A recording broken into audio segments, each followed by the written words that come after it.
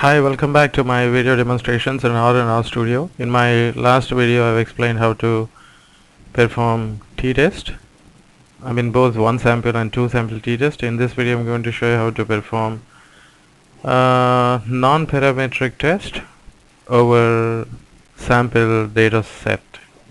Most of the time, whenever we collect the data will not be parametric. I mean, the data will be having both of the data types like continuous. I mean, it will be having different types of data distributions like nominal, ordinal, interval, ratio, or something like that. If the data is interval and ratio, then it is possible for us to employ parametric hypothesis test. But in case if you have anything other than interval and ordinal ratio, then we need to, I mean, if you have the data which is basically nominal or ordinal, then it is not for us to compute the mean, and these distributions are a bit peculiar compared to they may not be, most of the time it is not possible for us to perform the normal tests, or it is not possible for us to compute the mean and standard deviation. Wherever we don't have the opportunity to compute the mean and standard deviation, it is not possible for us to verify the normality of the underlying data distribution. In those contexts, I mean those situations, we have quite a few familiar non-parametric hypothesis tests, and some of them are just like I mean, it is not possible for me to, there are many such thing I can take you to ordinal data wiki.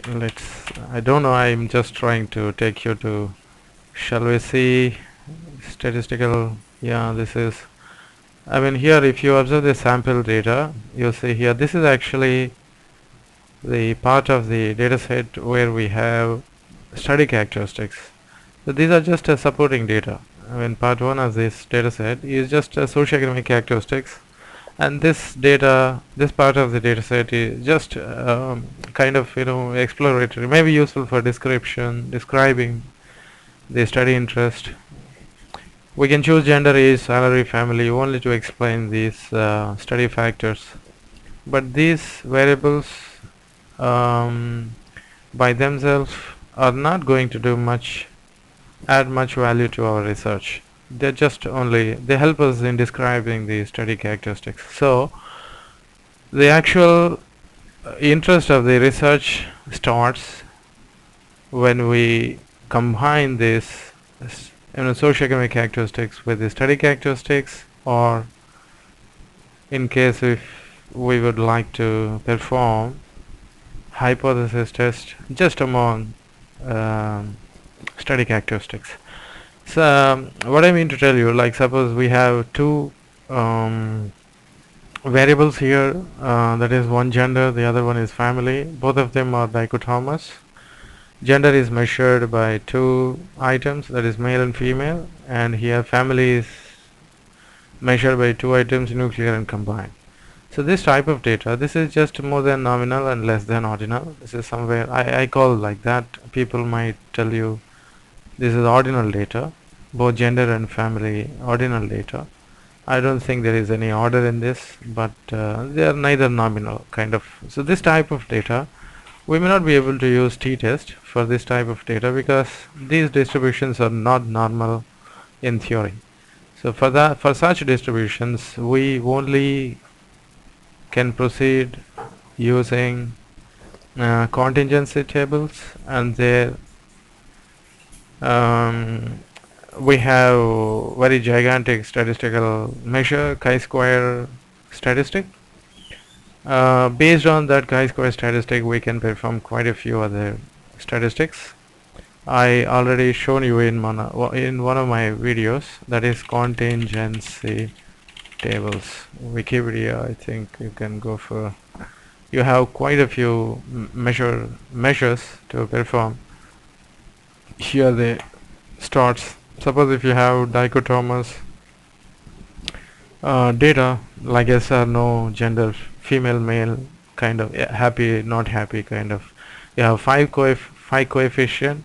We also call it a contingency coefficient. Kramer's V, Kramer's C, and you have tetra correlation coefficient, lambda, Kruskal, I mean Goodman Kruskal lambda. There are many versions of Kruskal lambda. There is also gamma, for that matter, and there are few like Kendall-Stowe, Spear-Monroe. There are many. So here the problem is you need to identify what type of data that you have in hand, and based on the type of the data we need to select the um, the test. In this scenario, suppose if we would like to test the association between these two variables. I am yet to talk about we did not reach to the extent of talking associations or correlations. I just wanted to talk about association just as a matter of continuation to my previous talk, that is contingency tables. Now suppose if we are interested in finding the association between these two dichotomous variables, then we first need to obtain the chi-square statistic, and based on the chi-square statistic we can compute rest of the measures like phi, C, V kind of thing. Now as we know that we would like to, so let us in this video I'm going to show you how to write the functions along with suppose if we would like to perform the chi-square test between these two dichotomous variables, then how are we going to proceed? I think I have my data here, and my data, I can make the table by using my data. Very first one is gender, and I think 1, 2, 3, fourth one is family. My data, you can't use names here. This is going to be the cross tab for gender and family. Now I'm going to perform the chi-square test for this table. So for that what we need to do is chi-square, can I use, yeah, chi-square test, and then this is a warning message. You can just, this is not an error, you can ignore this warning message. This is what we need. Okay, now what I do is I'll just try to chi out just an output. I'm just going to create a user defined object, and now I save that the entire chi-square test in this chi out. Now I will try to see what is there in this chi out. Names, no, let me use type of, yeah, chi out. Now it is a list. Well, fine. If it is list, then it is possible for us to class. Then this is going to be hatch test. Okay, so this is not important for us, and this is, since this is a list, it is possible for me to use this notation or use this notation. You see, we have statistic. I can use the dollar sign in order to get the, if I use statistic, I'll just get the chi-square statistic. I can perform any type of analysis over this is just a value. Now suppose if I go to type of chi-square, and now this is going to be the double, which means it is just a number. So we can use that value to convert that, as anyway we have the dichotomous bivariate chi-square test, we can convert that into rest of the, suppose if I am interested on the association now. So this chi-square value only talks about the dependability or independence. The null hypothesis is going to be like this. Anyway, in my previous, when I was explaining the chi-square test, I didn't explain much about the hypothesis. So whenever we perform the chi-square test, our null hypothesis is going to be like this. Our null hypothesis is going to be the variables under study are independent. So this is how independent, I'm sorry, I'm using and now the alternate hypothesis is going to be they are dependent. So since we are using gender and this family, now our chi-square test shows us the results. The p-value is close to 1, which means we fail to reject the null hypothesis. They are independent. There isn't association. So let us try. That is a premature statement. We cannot say there is no association, because chi-square test is not an association. It's not going to verify the association between the underlying variables. It just talks about the dependability or independability.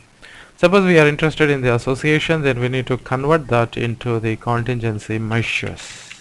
So these are some of the contingency measures. We can go for the phi, and the phi value is going to vary. I mean, we are just converting that chi-square value into an association measure, and whenever we talk about the association, we're just converting that chi-square value into a value which is close to Carl Pearson coefficient or R coefficient. The probability space of that coefficient lies between 0 to 1. So I think here it is 0 to minus 1. Yeah, 1 or minus. I think total observations 5 varies from 0 to 1. Yeah, 0 to 1 or minus 1. So that is. So we're just getting this chi-square value from this test, and then we'll try to convert that into. We convert that value so that it is very easy for us to interpret whether there exists an association. If the value is close to 0, there is no association. If the value is close to 1, then there is a perfect association, positive and very strong association between, something like that. Now I'm just going to break my talk, and I will introduce here a particular topic called functions. I didn't talk much about the functions. Suppose if you let me talk about how to write the functions in there is a lot of data. Suppose if you want to know what is help, if you want to read something about functions, then you can just write function, and here you'll get some very minimal documentation, just like how to write the functions. And here you see there is an example kind of, and I'll thoroughly show you a small example as how to write the function. Whenever you would like to write a function, for time being you need to select a name. I'm going to select a name for my function. I call it as myfunct, and then left assignment operator. Then immediately after this operator you need to write the function, and then open the parenthesis, close. Whenever you open the parenthesis in RStudio, it automatically close. Then you need to start the floor brackets, curly braces, and then press enter. So here this is the place where you can just start writing the. Now by the way, within these parentheses are important because whenever you would like to, suppose there are two different types of user defined functions. Sometimes we provide arguments, sometimes we don't provide arguments. See here, while we are performing chi-square test, you see we provided the arguments. They are mandatory arguments. The chi-square test is a function. You see here there are parentheses. We have two arguments, and these arguments are mandatory. Without giving these arguments, it is not possible for us to perform this test, and which is a function. So now you can also keep it blank. So in this function, just an example function, I'm not going to, I just print this is just a dummy function, something like that. Now when you write a function like this, you can just either save. You see here it is untitled 1 star, which means it is not saved. You can save. I'm not going to save. I can just, that is the advantage of RStudio. You don't need to save each and every, but in Python you have to save the script somewhere in your computer well before executing it. But in R you don't need to save the script. This is a script file. Now you see we just if R has no warning or error, then your function has no typo, you don't have any mistakes in your function. Then if it it is not a compilation, R has no it's an interpreted, it has interpreter inside. If you executed your function, this is the source code. If you don't have any error in your source code, or just return to the prompt very silently. If you have error, then R will show you the error in red color text like this. Now since we don't have any error, R is silent and came back to the prompt. Now you should be having your name of the function just like this. Your IntelliSense starts even on your customer defined functions, just like you have, chi-square kind of, you see here your IntelliSense starts in the same fashion. If you have a function in the namespace, you can just session information is a workspace or a namespace. You should be having somewhere, you'll be having, I think it is not the namespace, I don't know, something else. I think I have a problem in my RStudio because it gives me quite a few other things. Now let me RM list.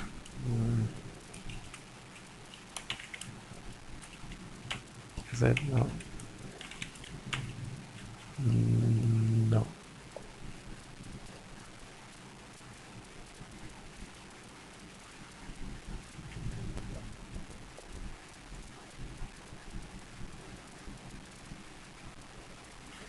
Think I should use e is equal to, this is the problem in, it's very difficult. Yeah, now ls, you don't have anything. Now let us go, and I think I should be having this yeah, my funct. You see, you should be having this function inside your workspace or namespace, whatever it is, in your session.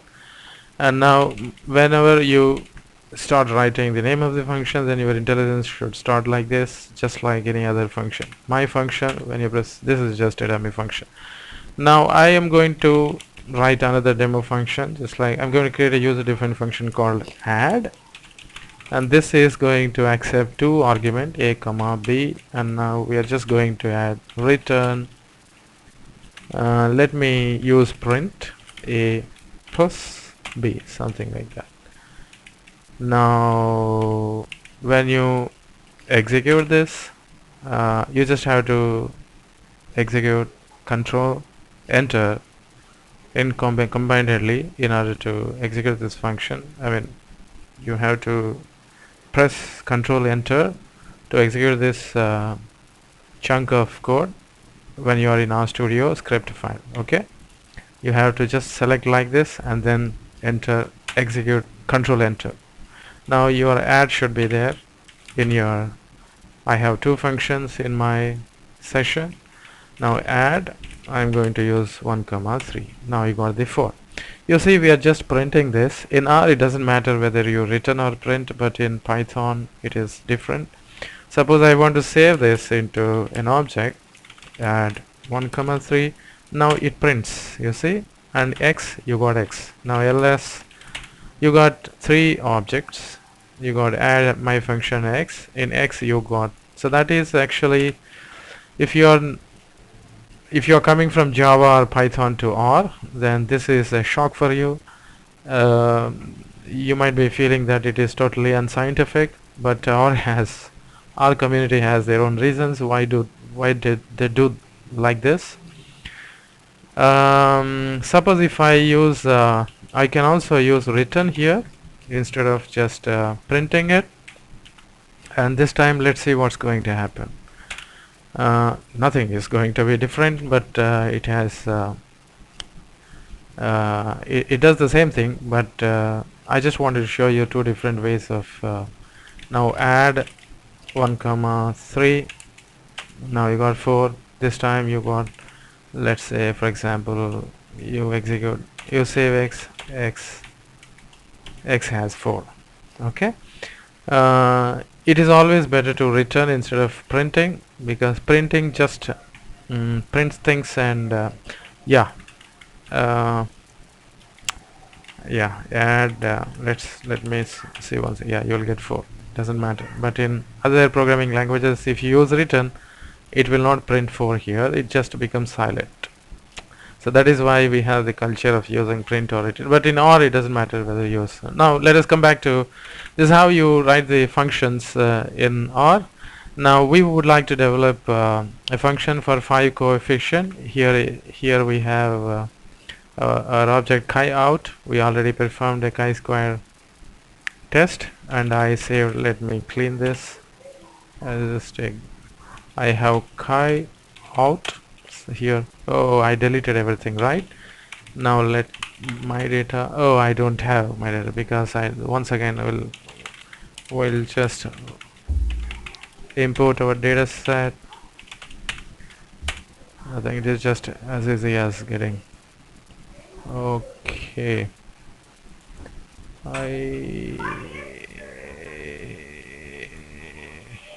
Data 27. No, this is behavior data. Now my data, I should be having my. No, I'm sorry. Think this is 2 sample t-test. Okay, I don't know, something went wrong in my. Come back. Yeah, let's go to. I think I should change this directory to some other easily accessible place. Data. 2 sample data. So here I should be having my data here now. So we are. I don't know what went wrong. 2 sample t-test.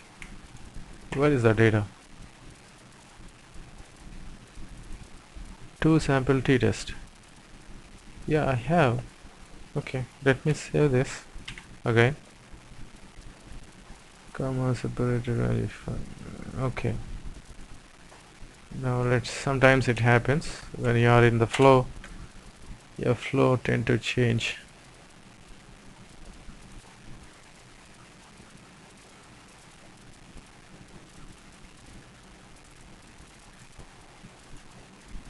Do I have that data now? Yeah, of course. Now we are going to perform that t chi-square. I think I should be having that inside my history. Let me go back into the history and see somewhere. Yeah, here I have chi out. Yeah, okay. Chi out.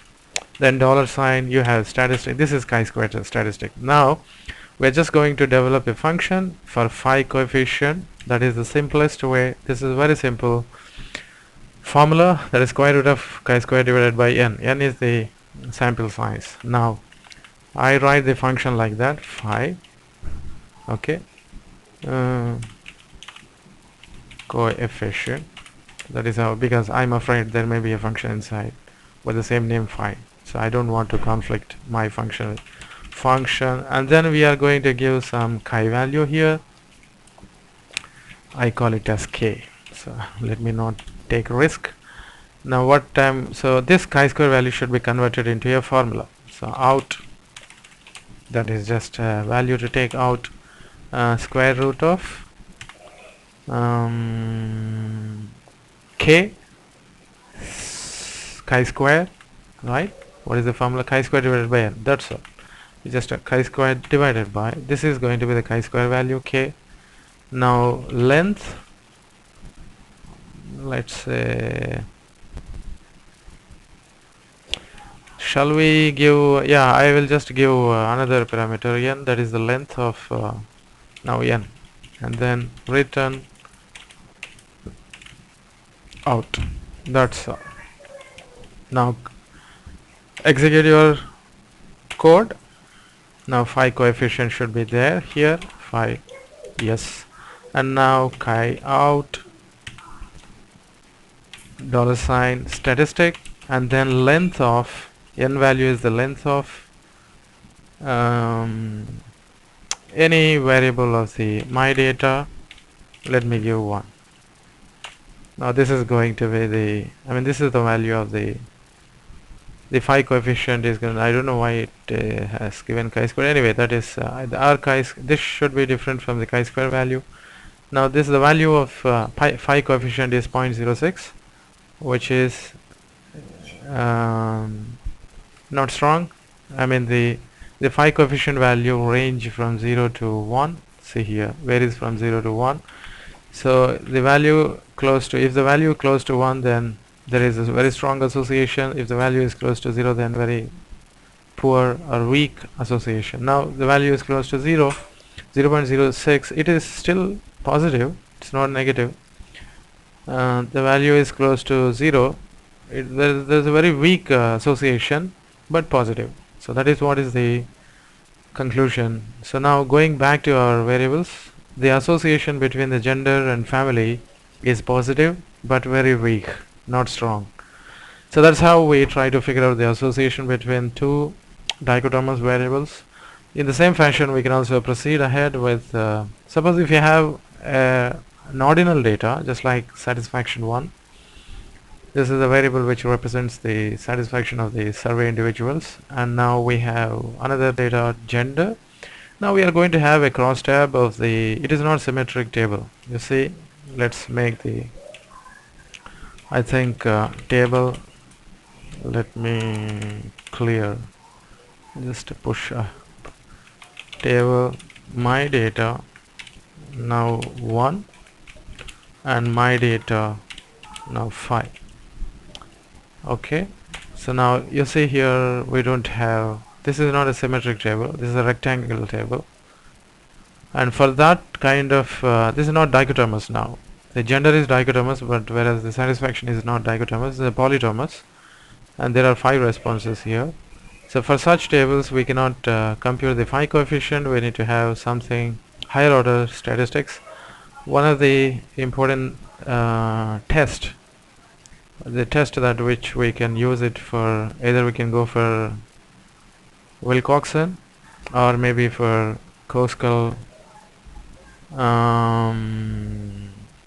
test, or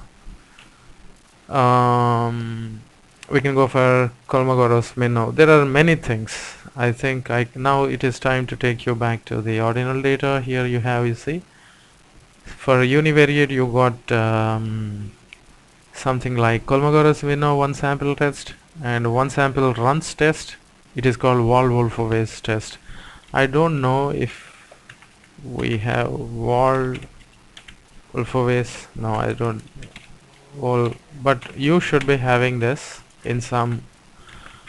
But we have Kolmogorov-Smirnov test. Kolmogorov. Why nothing is coming? Kruskal gamma, not Kolmogorov-Smirnov test, but Kruskal gamma test. You should be having Kruskal, yeah, Kruskal test, and you have Wilcoxon test, and you have the same Wilcoxon test will be Mann-Whitney test in case if you have 2 variables. And for gamma you have I don't have gamma test, but you have quite a few other tests. Then perform Wilcoxon sign rank test and sign test, Mann-Whitney test. I don't think you have the gamma test. For gamma we need to write Kendall's 2s. Of course you can perform that test, but gamma you cannot perform. I'll show you how to do Wilcoxon test for, so we are just going to perform the test for 2 different here we have 2 ordinal data variables. Let us perform the Wilcoxon test for this too. So we'll go for, if you want to know what is Wilcoxon test, then Wilcox dot test, you'll get the documentation for that, and you say performs 1 and 2 sample Wilcoxon test on vectors of data. The latter, which means the 2 sample Wilcoxon is going to be the Mann-Whitney test. So either you can have 1 sample or 2 sample, but this is done on ordinal data. Okay, whenever you have the ordinal data, you can just go for Wilcox test, and now my data, this is, either you can go for 1, and also first let us do it on, you can also do this test on nominal by ordinal, ordinal by nominal, something like that. You just have to figure out which is dependent, which is not. I think it is 5, 5th variable in my data. Yeah, x must be numeric. That is going to be, can I go for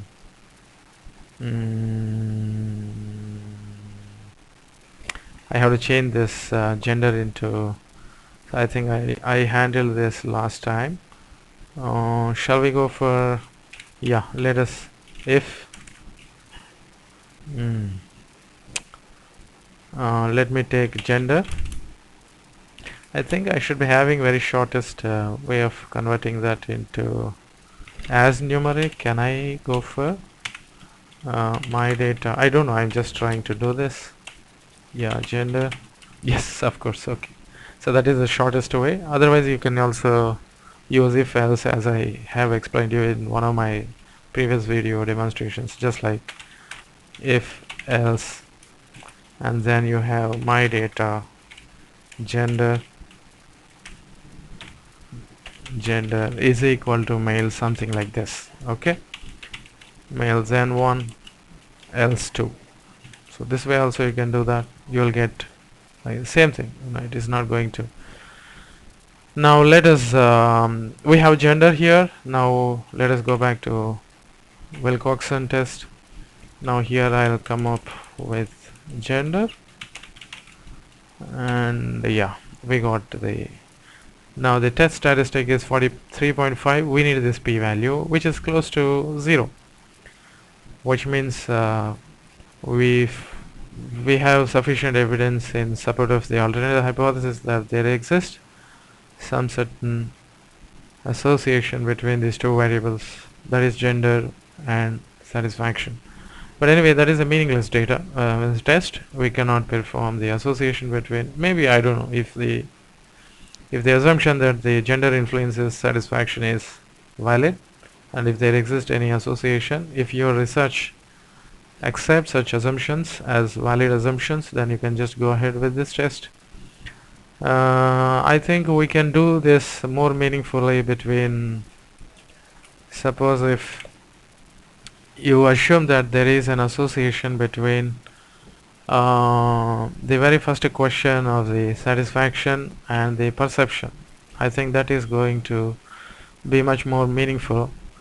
I can also make this into a composite variable by computing mean, but for time being, suppose if you assume that this particular variable which represents the satisfaction is positively associated with this variable, the very first variable of the perception factor, then this is the, let's go ahead, names my data, and now I think this one is the fifth variable, 1 2 3 4 5 6 7 8, eighth variable. So now we can go for Wilcox test my data fifth variable, and then my data. Since both of them are ordinal variables, we can just go ahead and perform the Wilcoxon test. Now you got the, if you want to suppress this warning message, then you have to go for the exact test. Here you have exact, something like that. Anyway, that is just a warning message, you don't need to worry about. Now you got p-value of 1, which means it is exactly 1, which means we fail to reject the null hypothesis that the association is actually not 0, like rho is not equal to 0, something like that. There is a positive association between these two variables. If you want to know more about this Wilcoxon, I think I should be able to show you here. Signed rank, null hypothesis. Is there any null hypothesis here? I think in theory it should be null that the distribution of x or x minus y is symmetric about mu is performed. So symmetric in the sense like okay, the expected value of this first data variable is equal to the expected value of the second data variable. So there is a perfect association between that. We can cross check with suppose if we car, and then we can just run, oh, there is negative association.